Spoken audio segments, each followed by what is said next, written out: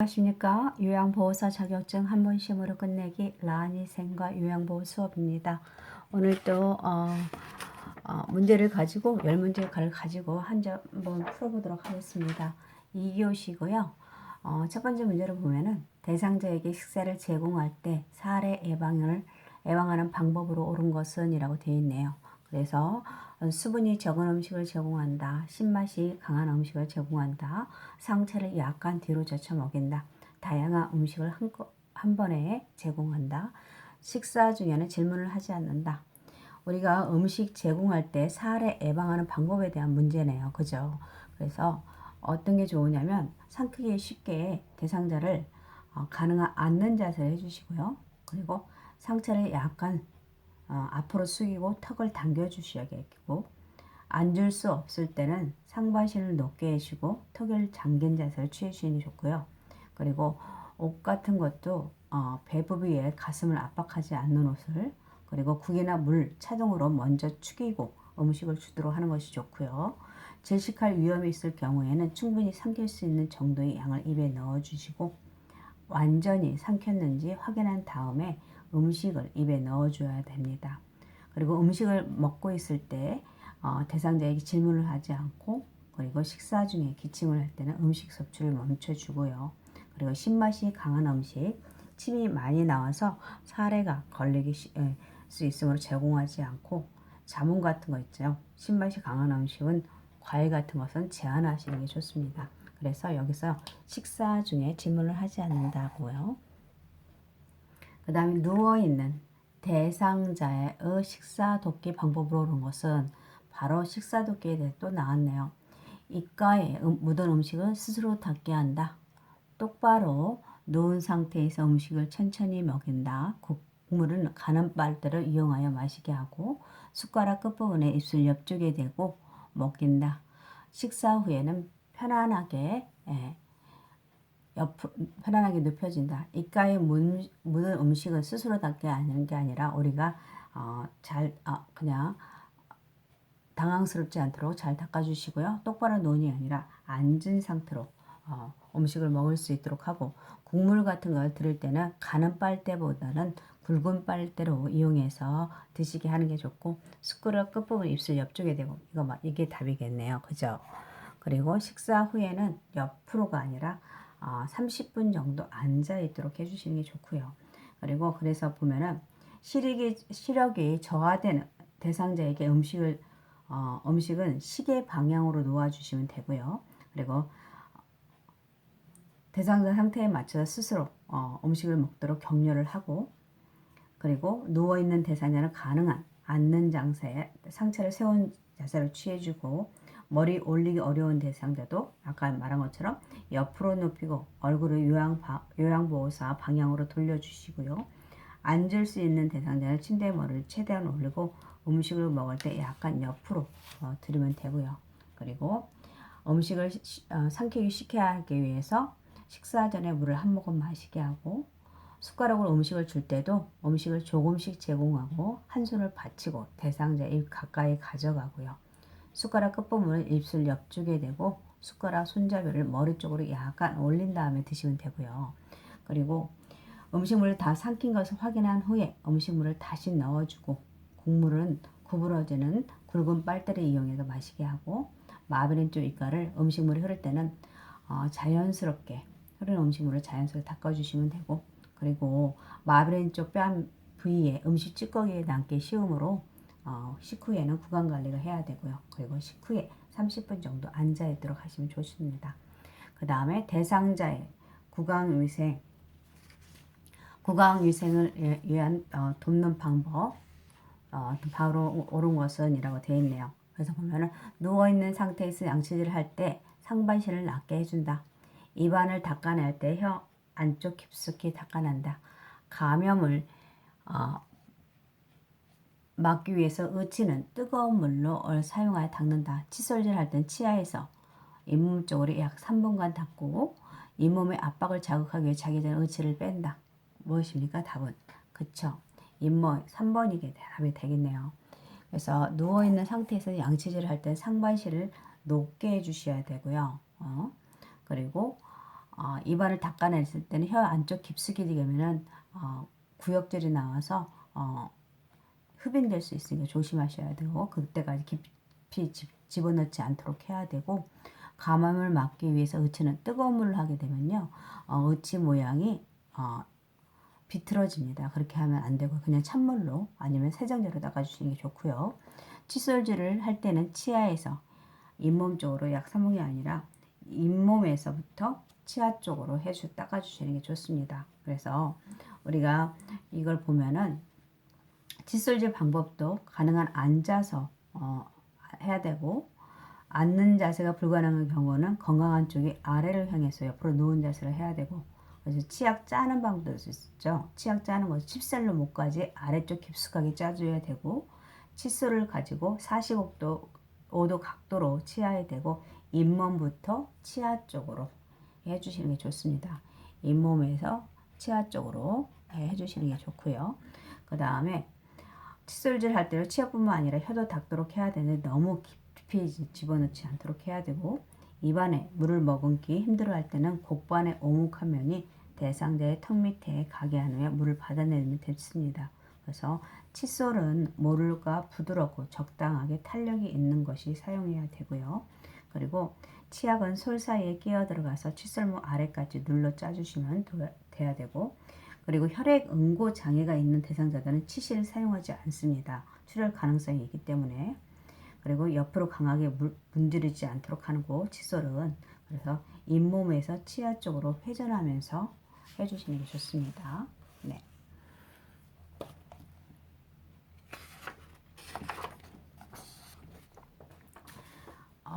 4번 문제를 보면은 두발 청결을 덮는 방법으로 옳은 것은 머리카락이 엉켰을 때 헤어젤을 바르는 순지라고 머리카락이 엉켰을 때는 뭐예요? 물 같은 스프레이로 뿌려서 해주시는 게 좋고요. 그리고 머리를 감을 때는 귀마개 솜으로 양쪽 귀를 먹는다. 이게 답이겠네요. 머리와 두피는 손톱이 아니라 손가락 끝으로 마사지를 헹구고 안색과 통증 등을 살펴보고 식후에 머리를 감긴다. 식후에 하면 안 되겠죠. 비듬이 많은 대상자는 샴푸를 사용하지 않는다. 이거는 2번이고요. 두발 청결 기본 원칙을 보면은 머리를 감기기 전에 머리를 감기기도 되는지 대상자의 기분이나 안색, 통증 여부를 확인하고요. 그리고 공복이나 식후는 피하도록 하는 게 좋고요. 추울 때는 따뜻한 낮 시간대에 해주시고 머리를 감기기 전에 대소변을 보게 하시는 게 좋습니다. 그리고 미리 모든 절차에 대해서 설명해 주시는 게 좋겠죠. 그 다음에 오른쪽 마비가 있는 대상자에게 티셔츠 입히는 순서로 옳은 것은 입힐 때는 건강한 쪽이죠. 그래서 오른쪽 그리고 머리 왼쪽 팔이 되겠네요. 그죠? 네. 만약에 왼쪽 티셔츠를 왼쪽 마비가 있는 대상자는 어떤 것입니까? 그래서 그때도 왼쪽 팔 그리고 머리 오른팔이 되겠고 지금은 오른쪽 마비가 있는 대상자니까 오른팔 머리 왼쪽 팔이 되겠네요. 네. 그 다음에 6번은 체위 변경을 위해서 대상자의 왼쪽으로 대상자를 왼쪽으로 들려 눕히고자 할 때 올바른 방법은 대상자의 오른쪽으로 선다. 얼굴을 오른쪽으로 돌려놓고 양손을 위로 올리고 왼쪽 팔을 오른쪽 팔 위에 올려놓는다. 그리고 오른쪽 어깨와 엉덩이에 손을 대고 옆으로 돌려 눕힌다. 체위 변경에 대해서 설명을 했네요. 그래서 보시면 일단은 어느 쪽에 해야 되냐면 여러분 대상자의 옆으로 돌려 눕힐 때는 대상자가 돌려 눕히고자 하는 쪽에 서야 됩니다. 그래서 오른쪽은 안 되고요. 그리고 돌려 눕힐 때 양손을 가슴에 포개도록 하고 돌려 눕히려고 하는 쪽에 하거나 아니면 돌려 눕히려고 하는 쪽에 손을 위로 올려주시면 됩니다. 그리고 무릎을 굽히거나 돌려놓는 방향과 반대쪽 팔을 다른 쪽 발 위에 올려놓도록 하는 거죠. 그래서 왼쪽 발이 아니라 오른쪽 발 위에 왼쪽 발을 올려놓도록 하는 것이 좋습니다. 그래서 반대쪽 어깨와 엉덩이에 손을 대고 돌려 눕히고요. 엉덩이를 움직여 뒤로 이동시키고 어깨와 오른쪽을 어깨를 살짝 앞으로 움직여 주면은 좀 더 편하겠죠. 그래서 이게 답이겠네요. 예. 우리가 이렇게 누워 있게 되면은 이제 왼쪽으로 돌려 눕힌다고 했으니까 이쪽에 서야겠죠. 돌려 눕히는 이게 왼쪽이라 하고, 그래서 이쪽 팔을 가슴으로 포개주고 이 오른쪽 발을 왼쪽 발을 올린 다음에, 그리고 얼굴을 옆으로 왼쪽으로 돌려주시고요. 그 다음에 요양보호사는 어깨와 엉덩이에 손을 대서 이렇게 돌려주시면 된다는 소리입니다. 그리고 돌리고 나서 어깨가 조금 편하도록 뒤쪽으로 내주시고 엉덩이도 뒤로 펴주시면 되고요. 그리고 다리와 다리 사이에도 벽에 같은 거 넣어주시면 편하시겠죠. 그리고 이 손도 약간 팔과 팔 사이에 손을 벽에 같은 걸 넣어주시면 좀 편할 거예요. 우리 옆으로 치기 했을 때 그때를 생각하시면 될 것 같습니다. 네.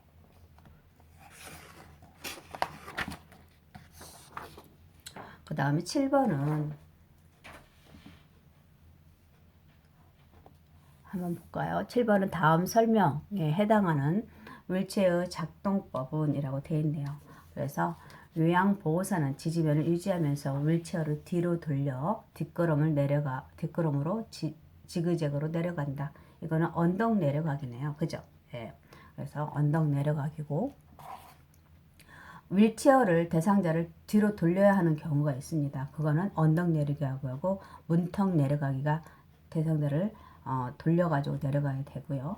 그래서 윌체어 이동법에서 문턱을 오를 때는 어떤 것이냐면 요양보호사가 양팔에 힘을 주고 윌체어를 뒤로 발로 조심스럽게 돌려서 윌체어를 뒤쪽으로 기울이면서 앞바퀴를 들어서 문턱에 오르도록 하시는 게 문턱 오를 때이고, 내려갈 때는 윌체어를 뒤로 돌려서 내려가고요.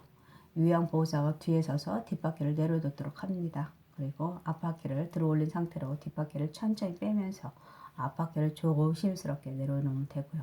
그리고 오르막길 올라갈 때는 그냥 지그재그로 올라가시는 게 좋고, 내리막길도 아까 지금 설명하는 것처럼 대상자가 뒤로 돌려서 지그재그로 내려와야 되는데, 이때 요양보호사는 뒤를 항상 확인하면서 부딪히지 않도록 하면서 내려오시는 게 좋고요. 울퉁불퉁한 길은 대상자가 진정을 느끼지 않도록 하기 위해서 앞바퀴로 들어 올린 상태로 젖힌 상태로 이동하는 것이 좋습니다. 엘리베이터 같은 것은 들어갈 때나 타고 내릴 때가 뒤로 들어와서 앞으로 내려올 수 있도록 해주시는 게 좋고요.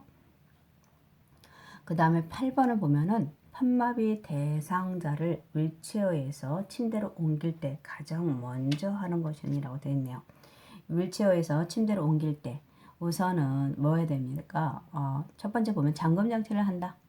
발 받침대로 올린다. 대상자의 건강한 쪽으로 침대와 붙여 놓는다. 대상자의 발을 바닥에 댄다. 요양보호사 무릎으로 대상자 마비층 무릎을 지지한다. 그렇죠. 이게 여러분들이 쉽게 생각해서 잠금 장치를 한다고 할 수 있는데, 이거는 먼저 읽으셔야 됩니다. 가장 먼저라고 되어 있으니까요. 그래서 가장 먼저는 우선 대상자의 건강한 쪽으로 침대를 붙여놓고 나서 잠금 장치를 해야 됩니다. 그래서 답은 3번이 되고요. 그리고 대상자의 발 받침대를 올리고 대상자의 발을 바닥에 대고 나서 요양보호사 무릎으로 대상자 마비측을 무릎을 지지한 상태로 해주시는 게 좋겠죠. 그죠? 예. 그래서 이게 3번이 답이 될 것 같고요. 그 다음에 오른쪽 다리가 불편한 대상자가 보행기를 사용할 때 방법으로 옳은 것은 이라고 되어 있네요. 보행 시에는 항상 양말을 벗기고 신발을 신긴다. 보행 시에는 항상 양말을 신기고 양말을 신기고 신발도 신겨야 되겠죠. 팔꿈치가 약 45도 각도로 구부러지게 허리 높이를 조절한다. 요양보호사는 대상자의 뒤쪽에 서서 보조하고, 그리고 먼저 보행기를 앞으로 한 걸음 정도 옮기고 보행기 앞에 두고 잠금을 푼 다음에 일어서도록 한다라고 되어 있죠. 그래서 보행기 이동 순서를 보면은 일단은 보행기는 앞에 놨을 때 팔꿈치가 어디요? 30도고요. 그리고 손잡이의 높이가 언제 둔부 높이입니다. 둔부 높이이고 보행기는 딱 두 가지 경우밖에 없습니다. 대상자의 발이 한쪽 발이 약할 때는요. 이때는 이용하는 방법이 불편한 쪽 다리와 보행기가 한 발 먼저 가고 밀으면서 그 다음에 건강한 발이 가면 되고요. 그리고 양쪽이 다 아플 때는 그때는 먼저 보행기를 먼저 밀고요. 그리고 그게 건강한 쪽이든 거기 오른쪽이든 왼쪽이든 한 발씩 가시면 됩니다. 그래서 이쪽에서 보시면 먼저 답은 일단은 뒤쪽에 서서 보호하는 게 맞고요. 뒤쪽에 서서 보행벨트를 맞고 하는 게 맞습니다. 이게 양말을 벗기는 거 아니고 그래서 팔꿈치가 30도고요. 네. 그리고 먼저 보행기를 앞으로 한 걸음 정도 옮긴 다음이 아니라 양쪽 다리가 옮기는 한쪽 다리와 그거 하니까 보행기를 앞에 두고 잠궈야겠죠. 그리고 한 다음에 일어서도록 하는 게 좋고요. 그래서 답은 3번이네요. 그래서 이렇게 해주시면 그래서 뒤쪽에 보행벨트를 사서 해주시는 게 좋습니다. 그 다음에 10번을 보게 되면요. 외상이 없는 대상자의 안전한 일성돕기 방법으로 옳은 것이 있습니다. 이거 잘못됐네요. 밀고 당길 수 없는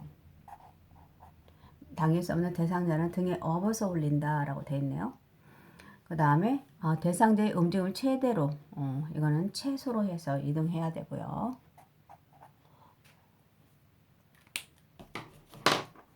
예, 그리고 대상자의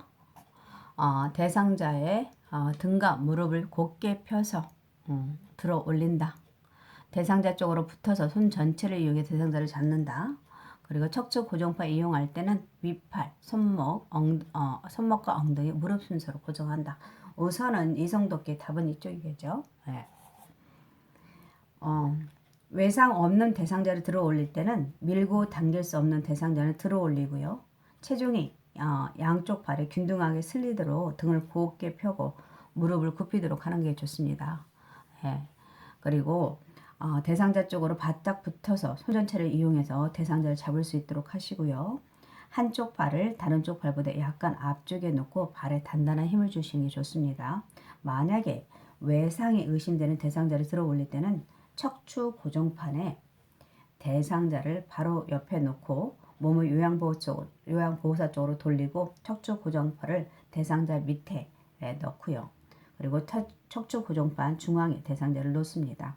그리고 척추 고정판에 고정시킬 때는요. 어느 쪽부터 하냐면 무릎부터 이쪽으로 그 다음에 손목과 엉덩이 이게 첫 번째고요. 그 다음에 윗팔 이런 식으로 해야 됩니다. 이런 식으로 해주시는 게 좋고요. 그리고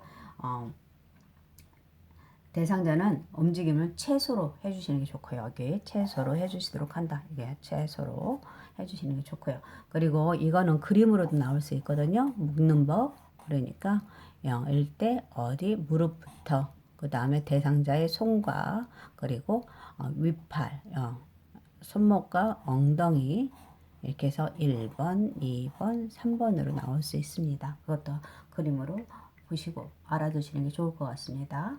오늘은 여기 10문제를 가지고 풀어봤고요. 오늘 함께 해주셔서 감사합니다.